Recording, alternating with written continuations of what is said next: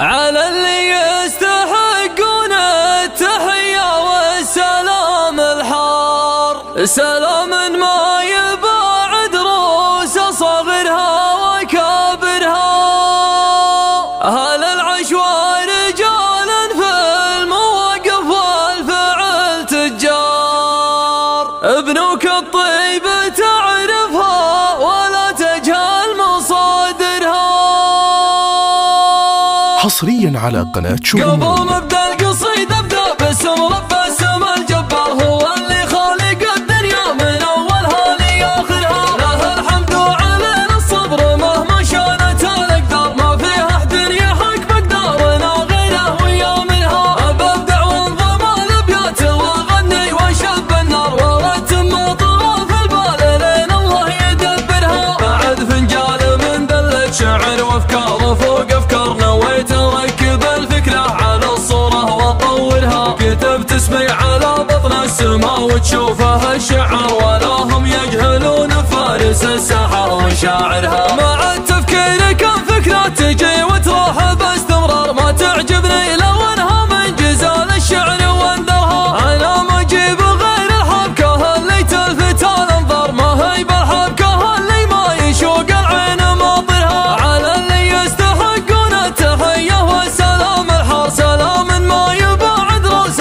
صاغرها وكابرها. أهل العش ورجال في المواقف والفعل تجار، ابنوك الطيب تعرفها ولا تجهل مصادرها. الارقبهم عجب عين الصحيب ومكسب الاحرار، هذه عاداتها واسلوبها اللي ما تغيرها. على ذكر المدايح دامها تزهر رفيق البار، مثل فيصل وابوه احمر فهماني بذاخرها. سعد في الموقف الجدي يدوس الصعب ما يحتار، لياجيته بامور كبار في عيوني يصغرها. عسى عمره يطول مع الرجال اللي لها مقدار، رموز المرجله محد من الناس يتحاقرها. واسم فيصل سعد مقرونه في اهل الطيب واهل الكار، ليوم مر الرجال اهل نعم والنعم تذكرها. مثل ما للنفوس اعمار للوقفه طوال اعمار، تمجدها الرجال اللي مواقفها تقدرها. فعايلهم على وضح النقاوتنا مسهل الدار، تقول انها من ابرج الكويت ومن عمايلها. لو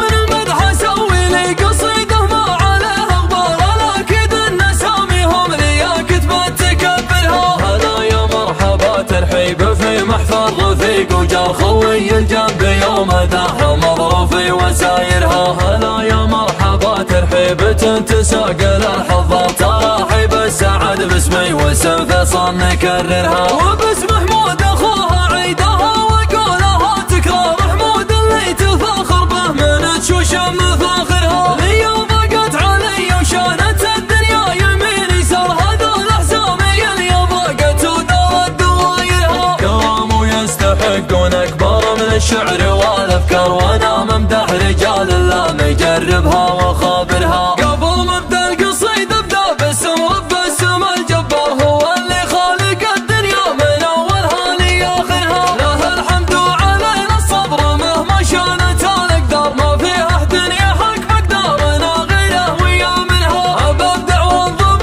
الابيات واغني واشب النار، ورتم اطراف البال لين الله يدبرها. بعد فنجال من دلة شعر وافكار فوق افكار، نويت اركب الفكرة على الصورة واطورها. كتبت اسمي على بطن السماء وتشوفها الشعر، ولا هم يجهلون فارس السحر وشاعرها. مع التفكير كم فكرة تجي وتروح باستمرار، ما تعجبني لو انها من جزال الشعر واندرها. انا ما اجيب غير الحبكة اللي تلفت الانظار، ما هي بالحبكة اللي ما يشوق العين ماطرها. على اللي يستحقون التحية والسلام الحار، سلام ما يباعد رؤوس صاغرها وكابرها. أهل العش ورجال في المواقف والفعل تجار، ابنوك الطيب تعرفها ولا تجهل مصادرها. الارقبهم عجب عين الصحيب ومكسب الاحرار، هذه عاداتها واسلوبها اللي ما تغيرها. على ذكر المدايح دامها تزهر رفيق البار، مثل فيصل وابوه احمر فهماني بذاخرها. سعد في الموقف الجدي يدوس الصعب ما يحتار، لياجيته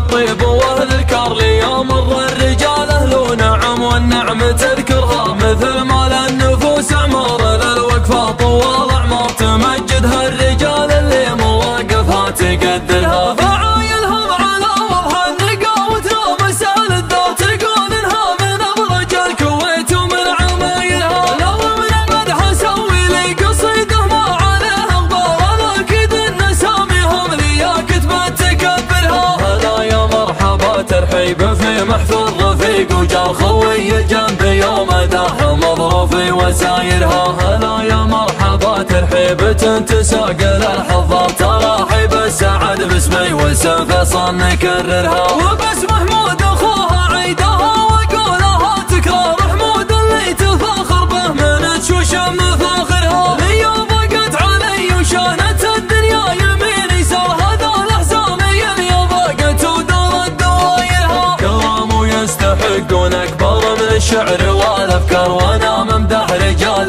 لا مجربها وخابرها